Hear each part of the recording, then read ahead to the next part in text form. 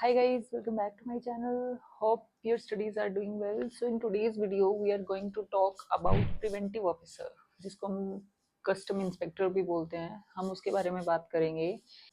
Okay, so at first we'll talk about the selection procedure, then we will talk about the job profile of the preventive officer, and afterwards we will talk about the uh, promotional aspects of preventive officer, and then we'll talk about the salaries and perks, and then we'll talk about the transfer in the job of preventive officer, and at last we'll talk about the possible pros and cons associated with the job. Okay, so to best of my knowledge मैं आपको पूरी information देने की try करूंगी so that आपके लिए easy हो जाए वाइल चूजिंग जब आप सीजीएल के लिए ऑप्ट कर रहे हो, क्योंकि ठीक है हमारे टाइम में बहुत प्रॉब्लम होती थी. मोस्टली जॉब्स का तो हमें पता ही नहीं था कि इसका जॉब प्रोफाइल क्या रहता है, क्या इसमें काम करना पड़ता है, क्या इसके प्रमोशनल एस्पेक्ट है, क्या इसके ट्रांसफर के एस्पेक्ट है. ट्रांसफर का एस्पेक्ट सबसे बड़ा होता है, राइट? जिसको होम पोस्टिंग चाहिए, जिसको बहुत सारी चीज़ें नहीं पता होती. उसके बाद जैसे हमारे साथ हुआ इनिशियली जब हमने यहाँ पे आके ज्वाइन करा तो आईसीटी तो ओपन थी ना, बट बाद में बैन हो गई, ये हो गया वो हो गया, तो ये सब चीज़ें भी है. तो ठीक है, चलिए सबसे पहले हम बात करते हैं सिलेक्शन प्रोसीजर के बारे में. तो ये इस पोस्ट में सेलेक्ट होने के लिए क्या होता है, एक एसएससी सीजीएल का एग्जाम देना होता है आपको. SSC CGL staff selection commission combined graduate level exam, जिसके लिए आपको मिनिमम ग्रेजुएट होने की ज़रूरत है. That is qualification, basic qualification जो है वो ग्रेजुएशन है. उसमें क्या होता है, सबसे पहले टीयर 1 का एग्जाम होता है. टीयर 1 के एग्जाम में फर्दर 4 पार्ट्स होते हैं, जिसमें आपको रीजनिंग करनी होती है, फिर उसके बाद जीके देखना होता है, फिर क्वांटिटेटिव एप्टीट्यूड और फिर इंग्लिश होती है. ठीक है, चारों इक्वल मार्क्स में डिवाइडेड होते हैं. और जो टीयर 1 होता है वो आपका क्वालिफाइंग नेचर का होता है, दो इट इज क्वालिफाइंग. उसके बाद क्या होता है, मिनिमम एक कट ऑफ जाती है जिससे ऊपर के सारे स्टूडेंट्स को वो क्वालिफाई कर देते हैं, बट इसके जो मार्क्स होते हैं वो फाइनल रिजल्ट में आपके काउंट नहीं होते हैं. फिर आपका टीयर 2 का पेपर होता है, जिसमें टीयर 2 में फर्दर 3 सेक्शंस होते हैं. फर्स्ट सेक्शंस में आपको फिर से वही रीजनिंग और क्वांट को कवर करना होता है. सेक्शन 2 में आपको जीके और इंग्लिश को कवर करना होता है. सेक्शन 3 में आपको कंप्यूटर को कवर करना होता है. कंप्यूटर अगेन क्वालिफाइंग नेचर का होता है, लेकिन कंप्यूटर में कोशिश कीजिए कि आप अच्छा स्कोर करें, क्योंकि कुछ पोस्ट में अगर जिनका कंप्यूटर का स्कोर अच्छा होता है वो उनको प्रेफरेंस देते हैं रादर देन जो सिर्फ क्वालिफाई करते हैं. ठीक है, उसके बाद 2 to 3 आवर्स के ब्रेक के बाद आपका एक टाइपिंग टेस्ट होता है, जिसमें आपको 2000 की डिप्रेशन पर 15 मिनट्स आपको टाइप करने होते हैं. दैट इज 27 वर्ड्स पर मिनट अप्रोक्सीमेटली. सो टाइपिंग स्पीड आपको बहुत ज़्यादा चैलेंजिंग नहीं फील होगी, बेसिक है. आप थोड़ी बेयर मिनिमम प्रैक्टिस के साथ भी इसको इजीली क्वालिफाई कर सकते हो. So once you are done with all this, तो आपका फाइनल रिजल्ट डिक्लेयर होता है based on the sole marks of tier 2 only. हाँ, उस रिजल्ट से पहले आपसे एक प्रेफरेंस फॉर्म फिल करवा लेते हैं, जिसमें आपसे पोस्ट प्रेफरेंसेस लेते हैं कि आपको सबसे अच्छी पोस्ट जो लगती है वो आप सबसे ऊपर भरेंगे, फिर उसके नीचे, फिर उसके नीचे. लाइकवाइज आपकी सारी की सारी जो सीजीएल में पोस्ट होती हैं उनका प्रेफरेंस डालते हो. फिर आपका रिजल्ट डिक्लेयर होता है, जिसमें आपको आपके मेरिट के अकॉर्डिंगली एक पोस्ट अलॉट होती है. जब आपको वो पोस्ट अलॉट हो जाती है, उसके बाद एक और प्रेफरेंस फॉर्म आपके पास आता है, जिसमें आपको स्टेट एलोकेशन की प्रेफरेंस देनी होती है. कि मान लो जैसे मेरे को पोस्ट अलॉट हो गई इनकम टैक्स इंस्पेक्टर, तो अब मेरे को स्टेट एलोकेशन देनी है. जैसे मान लो कि अगर मैं राजस्थान से हूँ, तो अगर मुझे होम पोस्टिंग चाहिए तो मैं सबसे पहले ऊपर राजस्थान डाल दूंगी, फिर राजस्थान के नियर बाई स्टेट डालूंगी, लाइक दिल्ली डाल दूंगी, हरियाणा, जैसे चंडीगढ़ जोन, तो उसमें हरियाणा पंजाब दोनों ही आ जाते हैं, हिमाचल भी आ जाता है, जेएनके आ जाता है. सिमिलरली फिर मैं दिल्ली डाल सकती हूँ, दिल्ली के बाद मैं ये यूपी डाल सकती हूँ, तो नियर बाई एरियाज गुजरात डाल सकती हूँ. ठीक है, साउथ अपन जो है वो कम कोशिश करते हैं अगर आप नॉर्थ इंडियन हो तो. सिमिलरली अगर कोई साउथ इंडिया से बिलोंग करते हैं तो वो सबसे फर्स्ट प्रेफरेंस पे साउथ इंडियन स्टेट्स को सारों को रखेंगे, and then only they will opt for north Indian states. Okay, so इसके बाद आपका फाइनली जहाँ पे भी आपका सिलेक्शन होता है एक स्टेट अलॉट हो जाता है, वहाँ जाके आपको ज्वाइन करना होता है और वहीं जाके आपकी डॉक्यूमेंट वेरिफिकेशन होती है. तो ये था सिलेक्शन के बारे में. और इससे भी ज़्यादा अगर आपको इस पर कोई भी इन्फॉर्मेशन चाहिए तो आप ssc.gov.in की वेबसाइट को विजिट कर सकते हैं, और वहाँ से कोई भी लेटेस्ट नोटिफिकेशन जो था, जैसे एसएससी सीजीएल 23 का अवेलेबल है, सीजीएल 24 का अभी आउट होना है, अभी कुछ ही दिनों में आउट हो जाएगा वो. ठीक है, और उसके अलावा और भी एसएससी सीजीएल के बारे में आपको इन्फॉर्मेशन चाहिए तो आप प्लीज़ मेरी वीडियो देखिए, मैं उसका लिंक डिस्क्रिप्शन बॉक्स में डाल दूंगी. ओके, तो ये तो था सिलेक्शन प्रोसीजर के बारे में. अब हम बात करते हैं जॉब प्रोफाइल के बारे में, प्रिवेंटिव ऑफिसर के बारे में, कस्टम इंस्पेक्टर के बारे में. ठीक है। तो ये क्या होती है, 4600 ग्रेड बी की पोस्ट है, जैसे कि इनकम टैक्स इंस्पेक्टर की पोस्ट है, ASO in ministry of external affairs की पोस्ट है, एएसओ इन सीएसएस की पोस्ट है, वैसे भी ये भी एक 4600 ग्रेड बी की पोस्ट है। मैं पर्टिकुलर जॉब की बात करूं तो प्रिवेंटिव ऑफिसर जो होते हैं उनका बेसिकली काम ये होता है प्रिवेंशन ऑफ स्मगलिंग, कि कुछ भी इलीगल तरीके से स्मगल हो रहा है तो वो उसको रोकने का काम करते हैं बेसिकली। ठीक है। अब देखिए इनकी दो तरह से पोस्टिंग हो सकती है। इनकी जो पोस्टिंग्स होती है पोर्ट्स पे ही रहती है, आइदर एयरपोर्ट पे रहेगी या फिर सी पोर्ट पे रहेगी। ठीक है। अब एयरपोर्ट पे भी फर्दर दो कैटेगरीज होती हैं, एक तो बैगेज यूनिट रहती है, एक इंटेलिजेंस यूनिट रहती है। बैगेज यूनिट क्या करती है, मान लो कि आप ट्रेवल कर रहे हो यूएसए से या फिर दुबई से, लेट्स से दुबई से आप ट्रेवल कर रहे हो इंडिया में। ठीक है। वहां पे आपने बहुत सारा गोल्ड परचेज किया, लेकिन उस गोल्ड का आपके पास पर्टिकुलर ड्यूटी आपने पे नहीं किया, जो भी इंडिया में आने से पहले आपको एक ड्यूटी पे करनी होती है, एप्लीकेबल टैक्सेस सारे देने होते हैं, देन ओनली क्या होता है कि आप उसको लीगली इंडिया में लेके आ सकते हो। ठीक है। एक स्पेसिफाइड लिमिट के बियॉन्ड जो चीज़ें होती हैं, तो बैगेज यूनिट क्या करती है, सारे बैगेज को वेरीफाई करती है। अगर आपका जो भी आपने इंपोर्ट किया है वो अगर आपने ड्यूटी नहीं दिया है और एक इंडिविजुअल कैपेसिटी से बियॉन्ड जाके आप कुछ परचेज करके लेके आए हो तो आपको वो ड्यूटी देनी होती है, तो वो ड्यूटी आपसे कलेक्ट करते हैं बेसिकली। और जो इंटेलिजेंस यूनिट होती है वो क्या होती है, इलीगल स्मगलिंग जो होने की इंफॉर्मेशन जो होती हैं, जो इंटेलिजेंस गैदर करती है, जैसे कहीं से कोई टिप मिला कि फलाना फलाना जो कार्गो है वहां से पॉसिबल है कि इलीगल तरीके से किसी चीज की स्मगलिंग हो रही है, उस पूरे कार्गो के अंदर एक ऐसी यूनिट है जिसकी बिलिंग नहीं हुई है। सो बेसिकली वो इंटेलिजेंस पे काम करते हैं और बड़े कार्गोज जो होते हैं उनके पीछे रहते हैं वो। ठीक है। और दूसरा रहता है सी पोर्ट्स। तो मेजर जो स्मगलिंग रहती है ना, और जो इलीगल एक्टिविटीज रहती हैं वो सी के थ्रू ही रहती है, that is by the way of water only. तो सी पोर्ट्स पे ही मैक्सिमम इनकी जो पोस्टिंग्स है वो रहती हैं। तो सी पोर्ट्स पे भी जितना भी सारा इंपोर्ट और एक्सपोर्ट का जितना भी वहाँ पे ट्रांजेक्शन होएगा वो सारा का सारा प्रिवेंटिव ऑफिसर के थ्रू ही होता है। ठीक है। वहीं सी पोर्ट्स पे एग्जामिनर का भी एक ड्यूटी होता है। ठीक है। वो हम नेक्स्ट वीडियो में बात करेंगे कि एग्जामिनर का क्या डिफरेंस है और प्रिवेंटिव ऑफिसर का क्या डिफरेंस है। बट प्रिवेंटिव ऑफिसर की मैं बात करूँ तो कोई भी इंपोर्ट एक्सपोर्ट है तो प्रिवेंटिव ऑफिसर के थ्रू ही होता है, बिकॉज वो ही उसको आइडेंटिफाई करेंगे whether it is properly documented, whether it is legal और नॉट। अब लीगल इलीगल का सिंपल सा कॉन्सेप्ट है, अगर आपने ड्यूटी पे कर दिया दैट मीन्स दैट लीगल। अगर मान लो कि आपका कार्गो कंटेनर आ रहा है कहीं से, वेदर बाय सी पोर्ट और एयरपोर्ट, ठीक है, तो आपने उसके डॉक्यूमेंट्स प्रोड्यूस कर दिए, अगर वो प्रॉपर हैं, ठीक है, कंप्लीट डॉक्यूमेंट्स हैं, तो प्रिवेंटिव ऑफिसर ओके कर देता है and then you can proceed with your itinerary. But अगर कुछ डॉक्यूमेंटेशन की कमी है और या they are not satisfied, then ask for further queries for further documentation and you have to produce them. If you can produce them then they will verify it and they will let you go. अगर sometimes ऐसा होता है कि वो आपके documentation के साथ नहीं अग्री करते हैं तो उनके पास पावर भी होती है कि वो आपको अरेस्ट भी कर सकते हैं विद इमीडिएट इफेक्ट। तो ये भी एक बहुत बड़ी पावर है जो कि प्रिवेंटिव ऑफिसर के पास होती है। ठीक है। अब अगर मैं बात करूं कि जो इनकी पोस्टिंग्स रहती है ना वो दो तरीके से हो गई, जैसे मैंने आपको बताया कि इनका क्या क्या काम रहता है, उस हिसाब से आपने अंदाजा लगा लिया होगा कि फील्ड पोस्टिंग होती है और दूसरी एक ऑफिस पोस्टिंग्स भी होती है। ऑफिस पोस्टिंग मेजरली हेडक्वार्टर्स में रहती है, जो इनकी कमिश्नरेट ऑफिस होते हैं ना, जहाँ पे मेजरली फाइलिंग का काम रहता है, फाइलिंग का मेंटेनेंस का काम रहता है, रिकॉर्ड्स मेंटेनेंस का काम रहता है, वहाँ पे भी आपकी पोस्टिंग हो सकती है। और फील्ड पोस्टिंग तो एयरपोर्ट्स और सी पोर्ट्स पे होती ही है। ठीक है। और दूसरी चीज़ इसमें नाइट शिफ्ट भी हो सकती है, जैसे मान लो आपकी एयरपोर्ट ड्यूटी है, एयरपोर्ट ड्यूटी है तो आपकी क्या रहती है, एक दिन डे शिफ्ट रहेगी, अगले दिन नाइट शिफ्ट रहेगी, फिर आपको एक या दो दिन का ऑफ मिलेगा। ठीक है। तो इसमें सैटरडे संडे का बेसिकली कोई कॉन्सेप्ट फॉलो नहीं होता if you are posted in a field.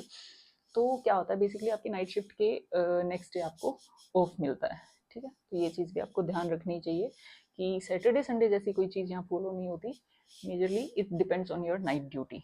ठीक है। तो ये तो हो गया मोटा मोटा इसके जॉब प्रोफाइल के बारे में।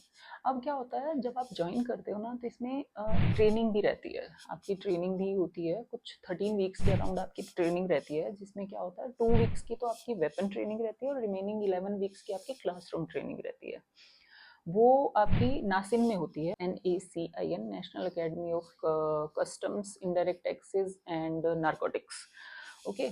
तो वहाँ पे रहती है 11 वीक्स की, तो आपकी जो रहती है वो क्लासरूम जो ट्रेनिंग होती है वो रहती है, और 2 वीक्स की आपकी वेपन ट्रेनिंग रहती है। Weapon training mostly police academies में ही होती है। और सबसे इंटरेस्टिंग पार्ट जो भी जितनी भी इंफॉर्मेशन मुझे मिली है और मैंने जिससे भी बात करी उन्होंने बोला सबसे इंटरेस्टिंग पार्ट जो है वो पुलिस अकेडमी में जो ट्रेनिंग होती है वेपन ट्रेनिंग आपका, वो बड़ा इंटरेस्टिंग रहता है। क्लासरूम में तो बेसिकली आपको कस्टम्स एक्ट जो होते हैं और कंटेम्प्रेरी जितने भी एक्ट्स हैं सारे जो जो आपको फॉलो करने पड़ते हैं during your course of duty, जो भी अलाइड एक्ट्स होते हैं ना उसके बारे में भी आपको इंट्रो देते हैं। तो यही रहता है बेसिकली क्लासरूम ट्रेनिंग में। तो लेक्चर्स होते हैं, you have to attend the lectures and that's it में। अब आपकी ट्रेनिंग कंप्लीट हो जाती है, आपको मोटा मोटा जॉब प्रोफाइल भी समझ में आ गया कि क्या करना होता है आपको। कमिश्नरेट होती है बेसिकली, जैसे मान लो यहाँ पे चेन्नई में शायद हेडक्वार्टर्स हैं इसके, तो चेन्नई कमिश्नरेट से आपको फर्दर पोस्टिंग्स मिलती हैं कि आपको कौन सी जगह पोस्ट किया जाएगा, कौन से कमिश्नरेट फर्दर कमिश्नरेट में आपको पोस्ट किया जाएगा। ठीक है, उसके बाद आपका काम शुरू होता है, whether it's a field job और अ डेस्क जॉब, उसके बेसिस पे आपकी आगे की जर्नी स्टार्ट होती है। ठीक है, तो ये तो था सारा जॉब प्रोफाइल के बारे में। इससे भी ज़्यादा आपको कुछ जानना हो तो आप प्लीज़ मुझे कमेंट सेक्शन में बताइए, जितनी इन्फॉर्मेशन मुझे होगी मैं बेस्ट ऑफ माई नॉलेज आपको प्रोवाइड करूँगी। ठीक है, अब हम बात करते हैं प्रमोशंस की। तो आप जब स्टार्ट करते हो अपनी सर्विसेज तो आप 4600 ग्रेड पे प्रिवेंटिव ऑफिसर की तरफ पोस्ट होते हो, that is custom inspector only. ठीक है, तो जो आपका नेक्स्ट प्रमोशन होता है ना वो सुपरिंटेंडेंट का होता है। आप सुपरिंटेंडेंट बन जाते हो। अब आप उसके लिए एलिजिबल तो 2 साल में ही हो जाते हो, ठीक है, बट अप्रोक्सीमेटली 3 to 4 years का टाइम आपको लग जाता है, जिसके बाद आप प्रमोट हो जाते हो। अगेन वो जो चीज़ होती है ना वो डिपेंड करती है आपकी प्लेस ऑफ पोस्टिंग्स पे। ठीक है, जैसे कौन सी जोन में, जैसे चेन्नई जोन में प्रमोशंस जो है वो फास्ट हैं, तो आप 3 से 4 साल में सुपरिटेंडेंट बन जाते हो। मुंबई जोन में भी बहुत फास्ट है, वहाँ पे भी बन जाते हो। लेकिन कैलकाटा जोन की अगर मैं बात करूँ तो वहाँ पे 7 to 8 years का टाइम लगता है आपको प्रिवेंटिव ऑफिसर से सुपरिटेंडेंट बनने के लिए। सो वो चीज़ भी बहुत मैटर करती है।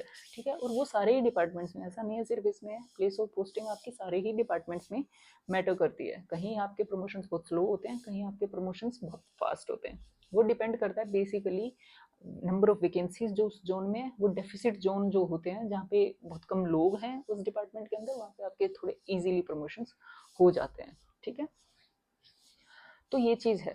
तो 3 से 4 साल में आप सुपरिटेंडेंट बन जाते हो। कुछ जोन्स हैं जहाँ पे 7 to 8 years का टाइम भी आपको लग जाता है। सुपरिटेंडेंट बनने के बाद कुछ 10 to 12 years की मिनिमम सर्विस कंप्लीट करने के बाद आप असिस्टेंट कमिश्नर बनते हो। ठीक है, वो एक आईआरएस पोस्ट होती है। आईआरएस लोग ही होते हैं जो कि इसमें कस्टम्स में भी अपॉइंटेड होते हैं। ठीक है, तो एसी बनने के बाद क्या होता है, 4 to 5 years के बाद आप डेप्यूटी कमिश्नर बनते हो, एंड अगेन 4 to 5 years के बाद आप जॉइंट कमिश्नर बनते हो, एंड सिमिलरली आप 4 to 5 years के बाद ही additional commissioner and then commissioner बनते हो। बट अगर आप as a preventive officer join करते हो तो जितना रिसर्च मैंने किया है और जितना मैंने पूछा है उसके अकॉर्डिंगली मोस्टली वो लोग यही बोलते हैं कि आप डेप्यूटी कमिश्नर की पोस्ट तक ही जा पाते हो। ठीक है, बेसिकली स्टेग्नेशन है प्रमोशंस में, उतना इजीली प्रमोशंस देते नहीं है। एक पर्टिकुलर प्रमोशन होने के बाद, लाइक जैसे सुपरिटेंडेंट से एसी बनने वाला जो प्रमोशन है बेसिकली वहाँ पे बहुत ज़्यादा स्टेग्नेशन रहती है, बहुत इजीली आपको प्रमोशन नहीं मिलता है। और उसके बाद आपका प्लेस ऑफ पोस्टिंग जो होता है उस पर भी बहुत कुछ डिपेंड करता है। ठीक है, तो ये तो था आपके प्रमोशंस के बारे में। अब हम बात करते हैं सैलरीज और पर्क्स के बारे में। तो सैलरी का तो जैसे मैंने बता दिया, ये 4600 ग्रेड पे की पोस्ट है, तो इसमें आपकी जो बेसिक सैलरी होती है वो 44900, दैट इज 44,900 रुपीज़ होती है। फिर बेसिक में आपको सैलरी कैलकुलेशन के लिए क्या करना होता है, करंट डीए रेट ऐड कर देनी चाहिए। डीए क्या है, 50% of basic, that is 22,450 rupees. फिर आप उसमें एच आर ऐड कीजिए। एच आर अब एक्स सिटी में 30% ऑफ बेसिक है, तो आप 30% ऑफ 44900 कैलकुलेट कीजिए। तो 30% ऑफ 44,900 क्या आएगा, 13470, करेक्ट। उसके बाद उसमें कुछ 4 to 5,000 ट्रांसपोर्ट अलाउंसेस ऐड हो जाते हैं। उसके बाद जो भी आपकी सैलरी आती है वो एक ग्रोस सैलरी बनती है। ठीक है, अब उस ग्रोस सैलरी में से कुछ स्टैंडर्ड डिडक्शंस भी होते हैं, जैसे एनपीएस का डिडक्शन होता है कुछ 7 to 8,000 और 9,000 के अराउंड। ठीक है, उसके अलावा आपके सीजीएचएस के भी डिडक्शन होते हैं, और जैसे आपका इनकम टैक्स की एलिजिबिलिटी अगर बियॉन्ड 5 लाख आपकी ग्रोस इनकम होती है तो आप इनकम टैक्स डिडक्शन के लिए भी एलिजिबल हो जाते हो, तो एडवांस टैक्स भी आपका कट करते हैं। सिमिलरली बहुत सारे डिडक्शंस होते हैं जिनके बाद अप्रोक्सीमेटली आपको 70 to 75,000 की salary in hand as on date credit होती है। ठीक है, उसके अलावा और पर्क्स की मैं अगर बात करूं तो वो सब सब डिपार्टमेंट्स में मोस्टली सेम है कि आप एक LTC लीव ट्रैवल कंसेशन के लिए एलिजिबल होते हो, जिसमें क्या होता है कि आप हर 2 साल में कुछ स्पेसिफाइड एरिया हैं जैसे north east, JNK, Andaman and Nicobar, ऐसी जगह हैं जहाँ पे आप अगर ट्रैवल करते हो तो आपकी जो to and fro travel cost होती है ना, वो डिपार्टमेंट बेयर करता है, और वहाँ का जो खाना पीना और स्टे है वो आप देख सकते हो। ठीक है, उसके अलावा LTC में क्या होता है, एक HTC होम ट्रैवल कंसेशन भी होता है। जैसे मान लो मैं चेन्नई में पोस्टेड हूँ, अगर मैंने चेन्नई से अपने घर को ट्रैवल किया तो वहाँ तक जाने का और वहाँ से वापसी आने का, तो इनकम टैक्स इंस्पेक्टर में मैं जैसे हूँ तो मैं AC सेकेंड क्लास फेयर के लिए एलिजिबल होती हूँ। तो AC सेकेंड क्लास फेयर मुझे मिल जाता है ट्रेन का, अगर मैं बाई एयर भी ट्रैवल कर रही हूँ तो। ठीक है, तो ये स्टार्टिंग के 8 ईयर्स तक होता है, आफ्टरवर्ड्स हर 2 साल में आपको क्लेम करना होता है। ठीक है, उसके अलावा और पर्क्स की मैं बात करूँ तो क्वार्टर्स आपको अवेल करने के लिए भी फैसिलिटी होती है। मोस्टली कुछ 5 to 6 ईयर सर्विस के बाद मोस्टली आपको मिल ही जाते हैं, अलॉट हो ही जाते हैं, बट कहीं कहीं अगर डेफिशिएंसी होती है तो थोड़ी प्रॉब्लम भी हो सकती है। ठीक है, उसके अलावा सेंट्रल गवर्नमेंट हेल्थ स्कीम के अंडर आप आते हो तो CGHS के जितने भी बेनिफिट हैं वो भी सारे आपके लिए भी एप्लीकेबल होते हैं। ठीक है, उसके अलावा चिल्ड्रन एजुकेशन अलाउंसेस भी आपको मिलते हैं, 27,000 पर चाइल्ड पर ईयर आप क्लेम कर सकते हो, अप टू 2 चिल्ड्रन। ठीक है, लेकिन अगर आप मान लो सेकेंड टाइम अगर आपके ट्विंस हो जाते हैं तो आप 3 बच्चों का उस केस में भी क्लेम कर सकते हो। उसके अलावा हॉस्टल अलाउंसेस रहते हैं, 81,000 पर चाइल्ड पर ईयर आप क्लेम कर सकते हो। ठीक है, वही सेम रूल रहता है, 2 चिल्ड्रन तक आप कर सकते हो, बट इफ सेकेंड टाइम आपके ट्विंस होते हैं तो आप 3 बच्चों का भी कर सकते हो। तो ये था बेसिकली सैलरी और पर्क्स के बारे में। अब अगर हम ट्रांसफर्स की बात करें तो इसमें क्या होता है, इसमें टोटल 6 जोन बने होते हैं। ठीक है, चेन्नई जोन, मुंबई, कलकत्ता, कोचिन, विशाखापट्टनम एंड गोवा। ठीक है, तो ये जब आपकी पोस्टिंग होती है ना तो आपको एक जोन अलॉट होता है और आपको लाइफ टाइम उसी जोन में अपनी सर्विस करनी होती है, यानी कि इंटर जोन ट्रांसफर पॉसिबल नहीं है। उस जिस जोन में आपका अलॉटमेंट हुआ है उस जोन के अंडर जितनी भी स्टेट्स और पार्ट ऑफ स्टेट्स कवर्ड होते हैं, आपको सिर्फ और सिर्फ उसी एरिया में ट्रांसफ़र मिल सकता है। ठीक है, मान लो कि आप मुंबई जोन में पोस्टेड हो तो आई गेस मुंबई जोन में जैसे गुजरात रीजन भी कवर्ड है, तो आप क्या हो सकते हो कि मैक्सिमम गुजरात तक जा सकते हो, मुंबई आ सकते हो। सिमिलरली जो चेन्नई रीजन में पोस्टेड है वो चेन्नई और नियर बाई एरियाज में ही रह सकता है, वो मुंबई कभी ट्रांसफर नहीं ले सकता। ठीक है, तो इंटर जोनल ट्रांसफर नहीं है, सिर्फ जोन के विद इन ही आप ट्रांसफर ले सकते हो। ऑन अ टेम्परेरी बेसिस एक डेपुटेशन का भी ऑप्शन है, जिसमें आप डेपुटेशन पे किसी और डिपार्टमेंट में जा सकते हो या अपने होम पोस्टिंग को ऑप्ट कर सकते हो for a limited period of time, जो कि यूजुअली मतलब मैक्सिमम थ्री थ्री ईयर्स का रहता है। ठीक है, 2 to 3 ईयर्स का डेपुटेशन आप अवेल कर सकते हो। उसके अलावा आपको जो सारी की सारी आपकी लाइफ टाइम पोस्टिंग्स हैं वो कोस्टल एरियाज में ही रहना पड़ता है। ठीक है, तो ये है ट्रांसफर्स के बारे में। अब एक और चीज़ है इसमें, इसमें क्या है कि जैसे किसी भी मोस्टली SSC की जो पोस्ट है ना उसमें फिजिकल रिक्वायरमेंट्स मेंशन नहीं है, बट इस पोस्ट में क्या है, फिजिकल रिक्वायरमेंट मेंशन करके उन्होंने दी हुई है। तो वो स्पेसिफाइड क्राइटेरिया आपको पता होना चाहिए। जब आप इस पोस्ट को अगर टॉप पे डाल रहे हो तो आप उन फिजिकल स्टैंडर्ड्स के बियॉन्ड होने ही चाहिए। ठीक है, जैसे इसमें कुछ मेल्स और फीमेल्स के लिए अलग अलग क्राइटेरिया दिया हुआ है। जैसे मेल्स के लिए इन्होंने बोला है height has to be minimum 157.5 centimetre and the chest has to be 81 centimetre with a 5 centimeter expansion. Okay, minimum weight is 48 kgs and your walking has to be 1600 meter for 15 minutes and cycling 8 kilometers for 30 minutes. And for female candidates, height is 152 centimeter and the walk is 1000 meter per 20 minutes and the cycling is 3 kilometer per 25 minutes. Okay, उसके अलावा colour blindness वगैरह आपको नहीं होनी चाहिए और कुछ physical requirements इसमें स्पेसिफाई होती हैं, वो आप SSC CGL के नोटिफिकेशन में एंड में जाके देख सकते हो। प्लीज़ आप इस पोस्ट को जब टॉप प्रेफरेंस पे भरो तो आप फिजिकल रिक्वायरमेंट्स एक बार चेक कर लो और उसके बाद ही इस पोस्ट को टॉप प्रेफरेंस पे डालो। ठीक है, ठीक है। उसके अलावा क्या होता है कि कुछ बच्चे पूछ रहे होते हैं जैसे कि मैम मेरी एक किडनी नहीं है, like I underwent kidney operation और समथिंग, और किसी किसी को जैसे किसी को 2 उंगलियां हैं या कुछ इस तरह की फिजिकल एक्स्ट्रा एबिलिटीज हैं। तो उसमें क्या होता है कि इसमें स्पेसिफिकली तो कुछ ऐसा मेंशन नहीं है। बेसिकली इसमें जो फिजिकल रिक्वायरमेंट्स मेंशन है आपको उन पे उनको क्वालिफाई करना ज़्यादा ज़रूरी होता है। उसके अलावा मेडिकल प्रैक्टिशनर जो भी आपका एग्जामिनेशन ले रहा होता है उसी पे डिपेंड करता है, बट मोस्टली ये चीज़ें मैटर नहीं करती हैं अगर आप जो क्राइटेरिया मेंशन होता है उसमें क्वालिफाई कर रहे हो तो। ठीक है, तो ये तो था सारा का सारा प्रिवेंटिव ऑफिसर के बारे में। अब अगर हम प्रोज एंड कॉन्स की बात करें based on all this data, तो इसमें अगर मैं प्रोज की बात करूं तो फर्स्ट ऑफ ऑल तो एक यूनिफॉर्म पोस्ट होती है, यूनिफॉर्म पहनना इसमें आपको मैंडेटरी होता है। ठीक है, इवन एक्साइज में भी मैंडेटरी नहीं है, यूनिफॉर्म उनकी भी होती है बट उनके लिए मैंडेटरी नहीं है पहनना, बट ये एक यूनिफॉर्म पोस्ट होती है और आपको इसको पहन के प्राइड फील होता है। ठीक है, दूसरी चीज इनके पास पावर ऑफ अरेस्ट होती है। Power of arrest I guess excise inspector के पास भी नहीं होती है, बट इनके पास पावर ऑफ अरेस्ट होती है। So that is a special privilege which they only enjoy.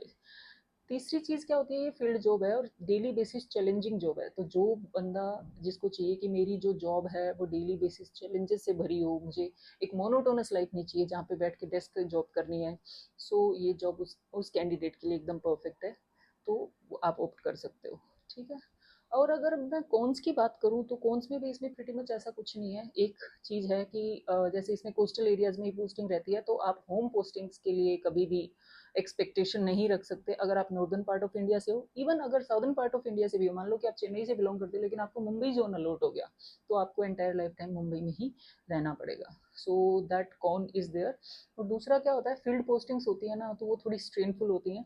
तो इसमें जैसे नाइट ड्यूटीज़ वगैरह रहती हैं, उसके अलावा जो वर्कलोड रहता है समटाइम्स क्या होता है, जैसे एयरपोर्ट ड्यूटी पे आप 8 आवर्स के लिए पोस्टेड होते हैं लेकिन समटाइम 10 to 12 आवर्स भी स्पेंड हो जाते हैं। तो इन सब चीज़ों की वजह से आपकी फैमिली लाइफ हल्की बहुत इम्बैलेंस होती है, बट अगर आप उस चीज़ के लिए मेंटली प्रिपेयर्ड हो, आपकी फैमिली उस चीज़ के लिए मेंटली प्रिपेयर्ड है, तो वो इतना कोई बड़ा इशू नहीं है। सो ये तो था सारा का सारा प्रिवेंटिव ऑफिसर के बारे में। बेस्ट ऑफ माई नॉलेज मैंने आपको इन्फॉर्मेशन देने की कोशिश करी है। होप ये इन्फॉर्मेशन आपको आपका डिसीजन मेक करने में हेल्प करे। Thank you so much for listening guys, hope it helps. Bye bye.